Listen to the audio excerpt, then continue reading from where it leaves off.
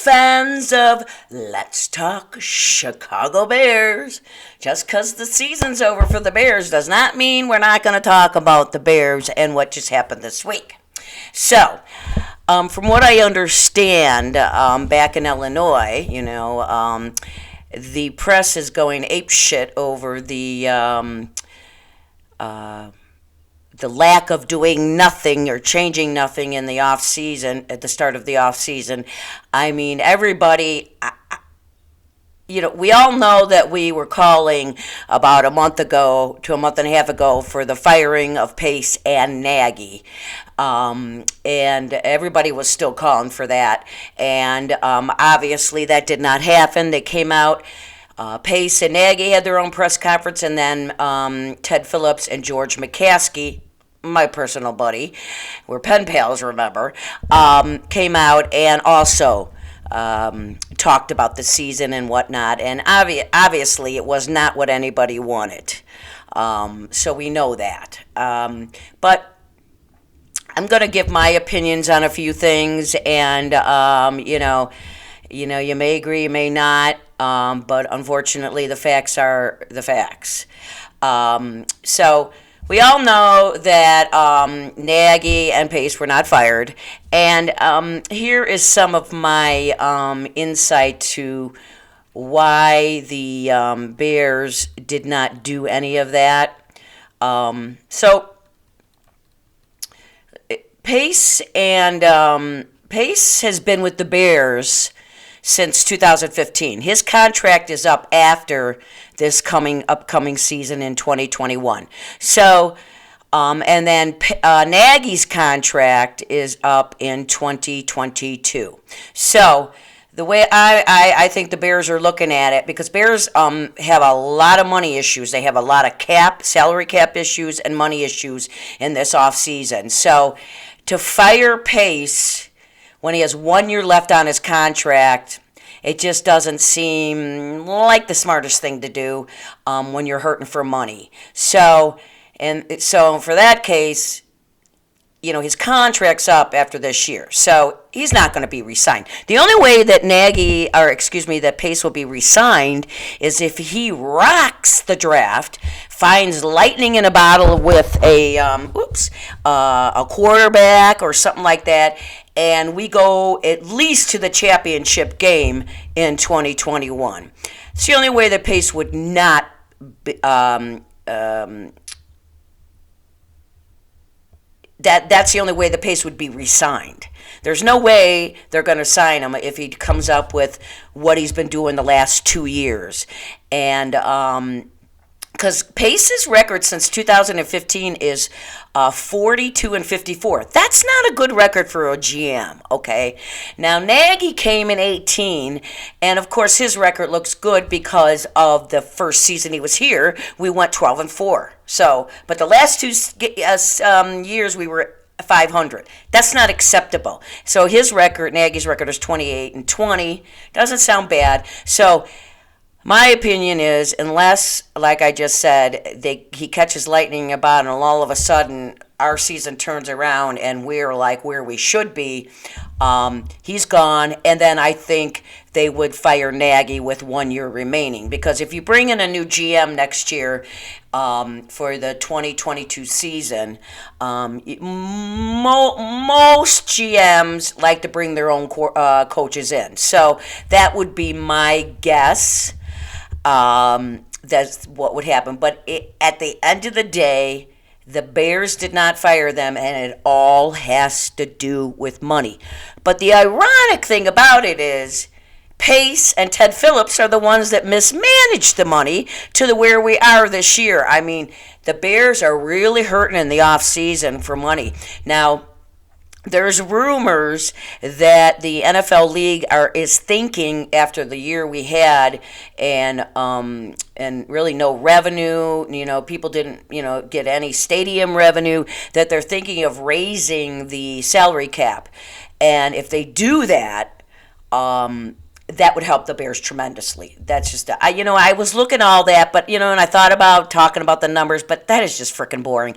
And quite honestly, my least favorite thing about football and all that stuff is money and contracts. I just like to concentrate on the players, playing, coaches, and that kind of stuff. So, I kind of leave that stuff to them. But at the end of the day, Ted Phillips really, you know what, he needs to go to, because they've just mismanaged their money. I mean, I will tell you in a little bit, I'm going to show you what players are going to be impacted this year, and it's really going to hurt. But one thing about, we're going to talk about a couple of the things in the press conference that I know. I didn't listen to the whole thing. I did a lot of reading about it, and I know, but this part I heard.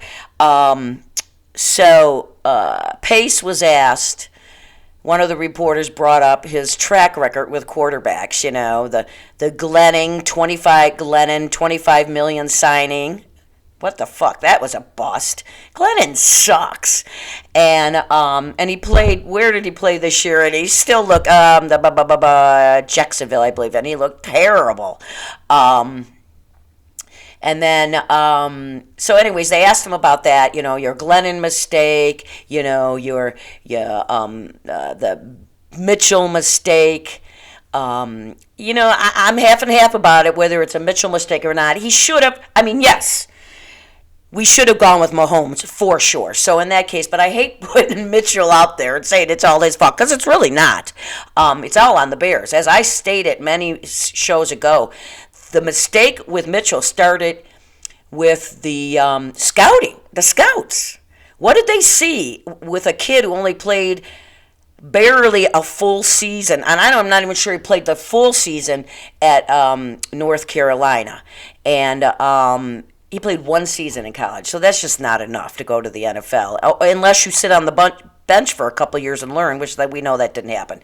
So, but, and then, not picking Mahomes and whatnot. So they asked him all this question, okay, so you got another draft coming up this year. And obviously, because we went to the playoffs, which was a frickin' joke. I really wish it never happened, because it did ruin chances of getting a decent quarterback at the time.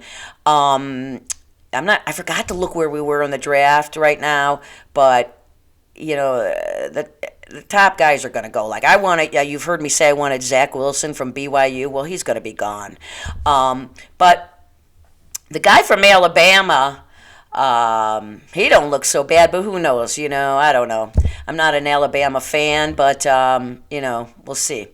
And his name was Mac Jones on Alabama, so maybe him. But anyways, so I'm doing what Pace did.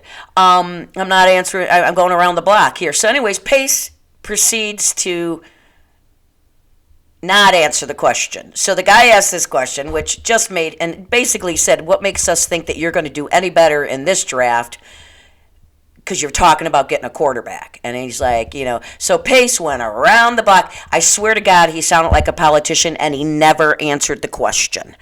But the one thing that pissed me off about Pace was he was bitching about the defense. He said, the last 2 months of the season really let us down. And I'm thinking to myself, yeah, they struggled a little, but there was injuries. And let's face it, the offense was not on the field until a couple games within the last, except for the last game, but there was about 2 or 3 games in December where they were actually eating up time. But prior to that, they were doing 3 and outs, especially when Foles was in. And so the defense was on the field all the time. Those big guys, they get tired, and we did have injuries. But the one thing I will say about Chuck is I think he's kind of vanilla. And I think after the season got going, teams started watching our tapes and realized what the Bears were doing, especially in the second half of games. Because if you think about it, on all the first halves of the games, except for maybe 1 or 2, the Bears were the defense kept us in the games. But then the second half, it was different. Many games, it was what happened to our defense? It's because the other teams made the adjustments, and Chuck did not counterpart with adjustments. So, but we all know that Chuck has since retired after 36 years of being in the NFL.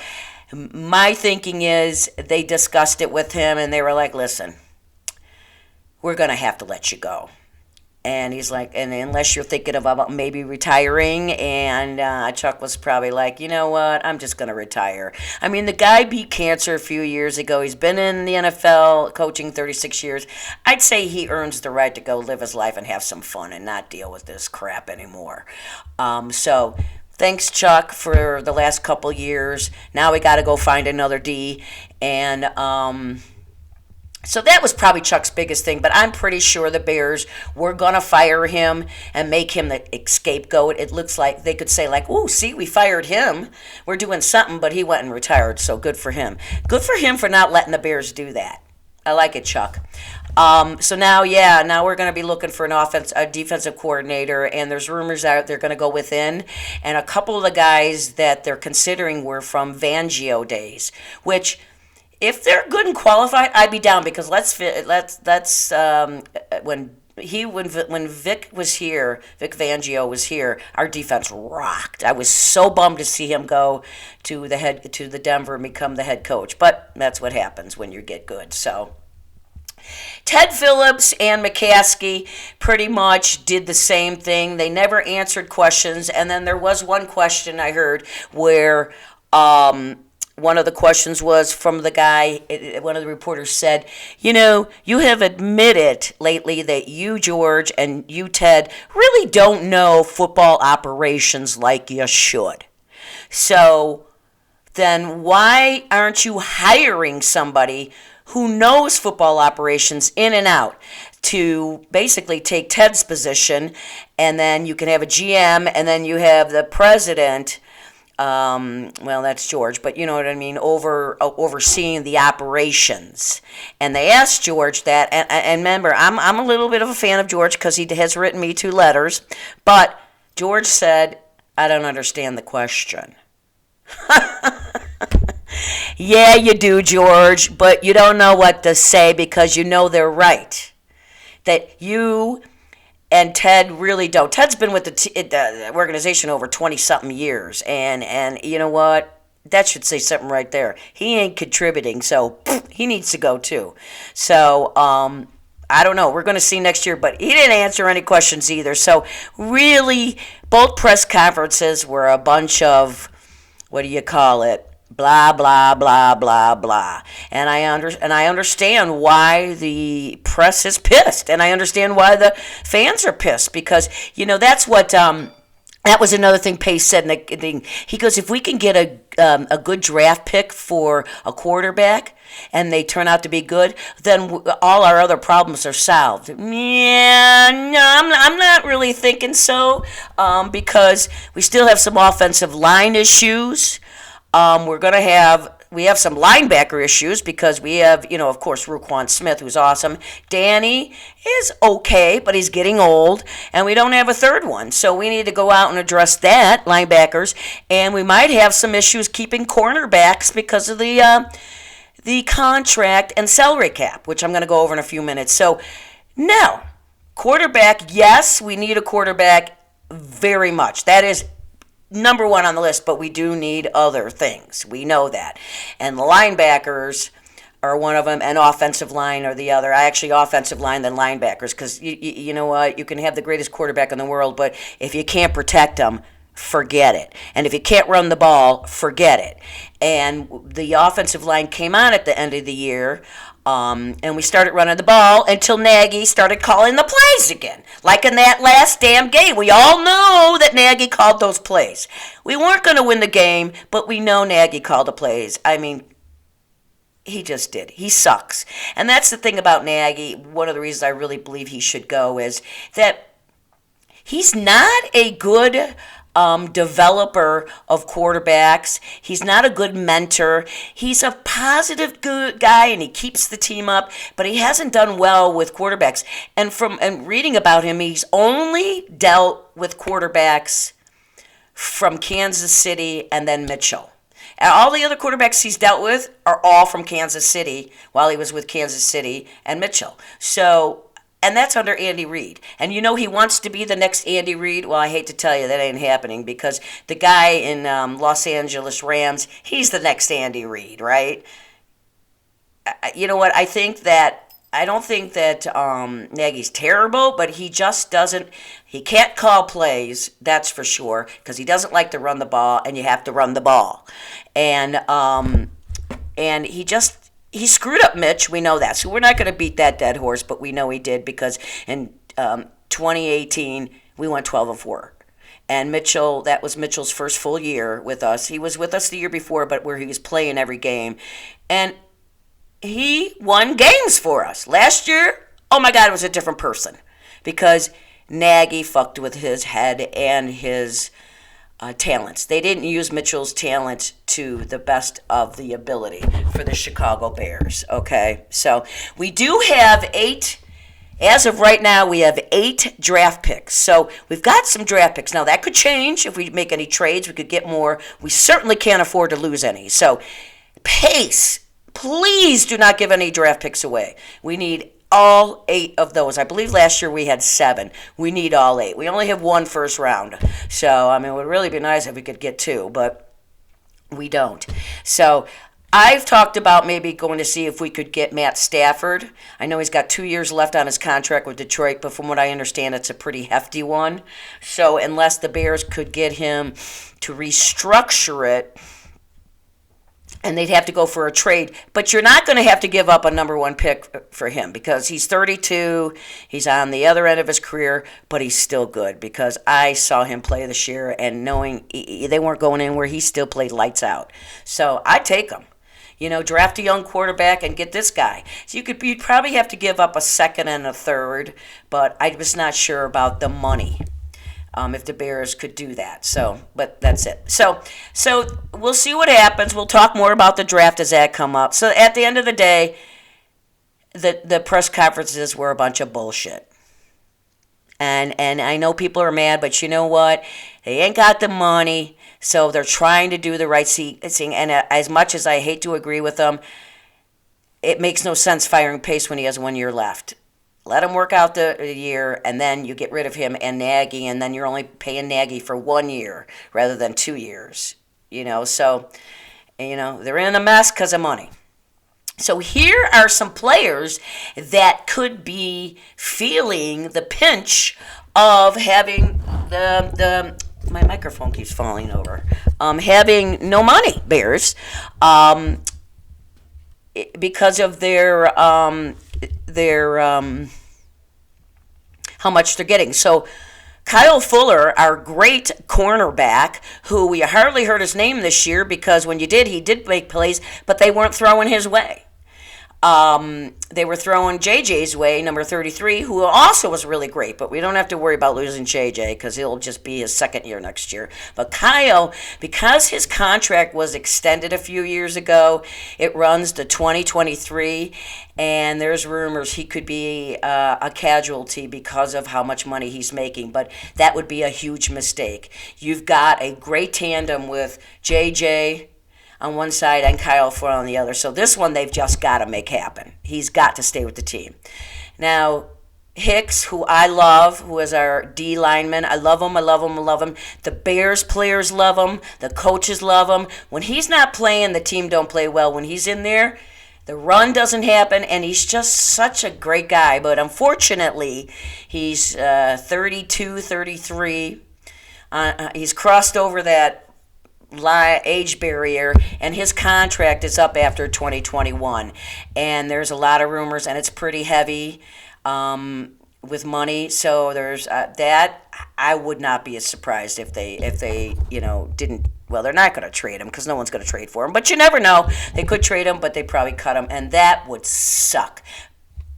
But I'm just saying, these are another one. Charles Leno, our offensive tackle, his contract is up after 2021, so he could also be a casualty. And losing, he played pretty well this year, but we need offensive linemen. So I don't know what they're going to do there, along with Bobby Massey is also an offensive lineman tackle. His contract up is in 2022. So they're saying, and his is heavy with money too. So those two are possibly out the door, which would suck because it's like, okay, so then you definitely have to draft offensive linemen, and a lot of them. Jimmy Graham, our tight end, his contract's up after this coming season in 2021. There's a lot of money there. He played okay. Sure, in the perfect world, I'd like to keep him, but I wouldn't be totally upset if he was gone, because we do have Clement. I think he's going to be much better next year. Of course, you need more than one. But, you could probably draft some tight ends later in the rounds that could do the blocking and stuff like that you need from him and make Clement your go-to tight end receiver. And then the last one, Buster Screen. He's another cornerback. He plays a lot. He's or safety, and his contract up is in 2021. And he's played really well this year until he got hurt. He had a good year. So I don't know what's going to happen with him.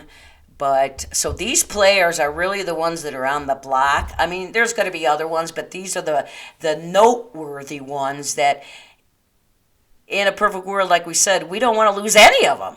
But it's going to happen. And I really think Hicks is going to be the first one, and I'm going to cry like a big baby because, number one, I love him. Anybody who goes to Vagina College in Canada, they're all right on. Oh, I'm sorry. Did I say Vagina College? Regina. I'm sorry. Me bad.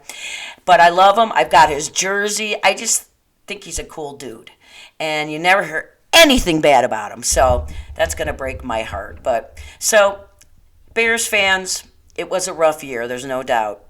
And I don't know. The future looked bright going from 2019, I don't know why we thought it was going to get any better, but we did, and to 2020, and it didn't. Between the pandemic and all the injuries and then, Nagy sitting Mitchell when he shouldn't have, and brings Foles in. Foles is the other one. I didn't look up his, but you know what? Get rid of him. He sucks. He's not a good backup. If you bring Mitchell back, I don't think it'll happen because although Mitchell says he has unfinished business with the Bears, but I'm pretty sure there's another team that's going to be like, we'll take him, and they'll probably pay him more money. So, you know what? I'm sorry that, there wasn't any good news out of these conferences, but to be honest with you, I did not think. I know a lot of people thought there would be, but really, come on.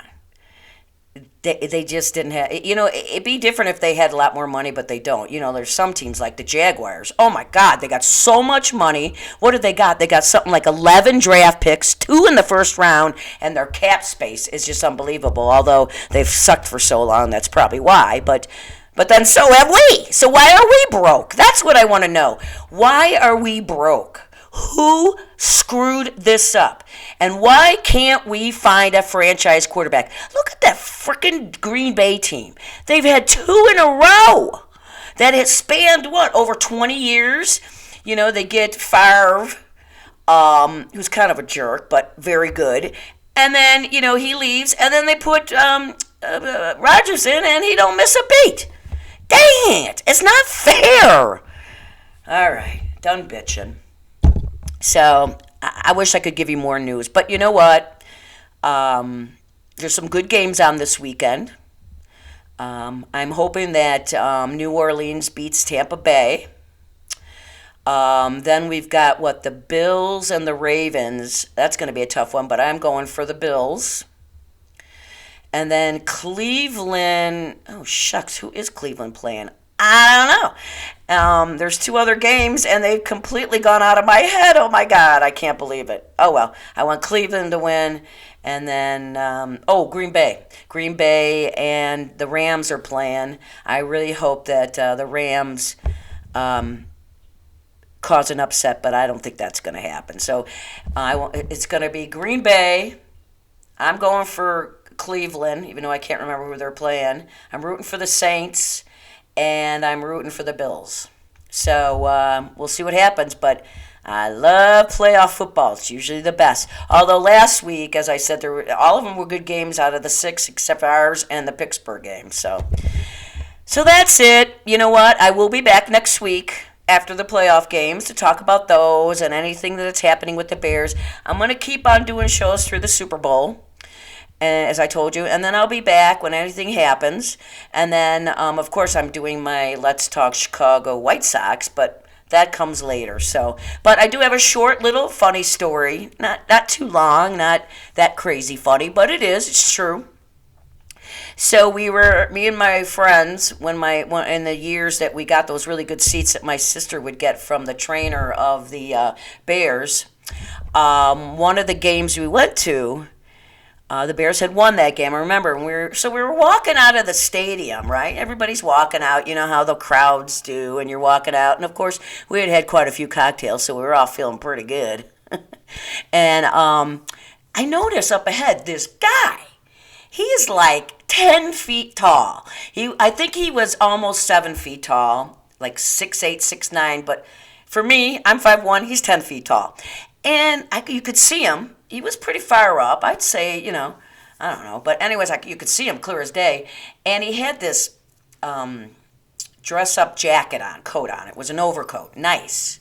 And I said to my friends, look at that guy. And you could tell he's by himself. I'm like, he's standing out like a sore thumb. Who comes to a Bears game dressed in a nice overcoat like that? And he's so freaking tall. I go, I got to go see if he's handsome, too, because I bet he is a drink of water. So my friends are laughing, so I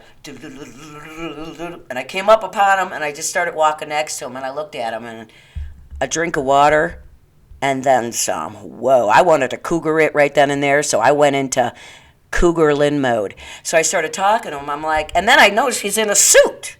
And I'm like, hey, how you doing? He's like, good. I go, great game, hon. He's like, yeah, it was a great game. I said, I got to ask you, though. I go, why would you come to a Bears game in a suit and a nice overcoat like that? I go, look around. We're all in Bears gear except for you. And I go, and I got to say, you're standing out a little bit because you are a tad tall. And he laughed, and he's like, well, my boss gave me tickets at the last minute when I went into the office this morning, and I was like, yeah, because the tickets were on the sideline. He got to stand on the sideline. I'm like, what? And he's like, yeah. And I'm like, okay, well, who the hell is your boss? And he's like, oh, I work for Mayor Daley. I'm like, oh, okay. So Daley had given him his tickets, so he got to stand on the sidelines. I'm like, how cool is that? So I was asking him some question about the players. He goes, yeah, some of them talked to me, and I could hear things. And I'm like, hey, man, I tell you what, we're going to go over to Miller's Pub and have some beers and some cocktails before we get on the train and go back to the suburbs. I said, why don't you join us? I go, we'll treat no matter what. And he's like, oh, I got to go back to work. I'm like, oh, come on, man. I'm a lonely old suburban woman. I'm a widow. I need, come on now. And he was laughing. He goes, I know what you're doing, and I have to pass. I would like to, but I got to go back to work. And I was like, dang it. So we got a picture because I'm 5'1". He, like I said, was probably had to be 6'8", 6'9" easily, and the picture is pretty damn funny. I wish I had found it. I know it's somewhere, but on my phones. I should have had it ready because I could have showed it to you. Maybe I'll do that on Monday, but to prove to you I'm not making this up. But boy, I tried my hardest to get that tall drink of water to come with us.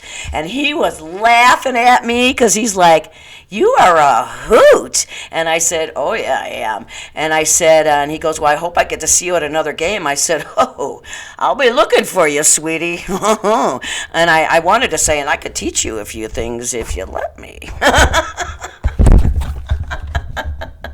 So anyways, and my microphone just fell down again. So I'm going to take it and hold it for a second. So that's it for today's show. I'll be back. I'm really going to miss you guys. I'm really, really bummed the season's over because I really do love chit-chatting with you. And you guys, like I said before, I feel like I've made some friends. And I just love the comments. I've got young friends. I got a 10-year-old and older friends and youngsters and 20-year-olds, 30-year-olds, and it's great. You guys have all just been awesome to me. So, spread the word. I'm not going anywhere. I'm still here till after the Super Bowl, and then I'm going to start in March. Let's talk Chicago White Sox, and we'll see what happens. And I'm sure I'll talk about the Cubs a little bit, but I'm a White Sox fan. So maybe I will do both, what's happening in the city with baseball. Because the Sox are going to be good this year. Well, they better be. Because they were so close last year. So, anyways, I'm done babbling. As always, we got to stick together. Love one another. Help anybody else out you can. Keep your mask on, please. If you have a chance to get vaccinated, do it, because we have got to get over this. We have got to rally this country again and come on back around. We're in this together. There's no point in pointing fingers and being mad at each other, because we're all living in this country and we want it to be the beautiful country we know it is, okay? So, I love you. I cannot say enough about how lucky I am to have such great fans. And, I love you. So, as always, I'll see you on Monday, and keep on rocking and rolling from Vegas, baby. Out.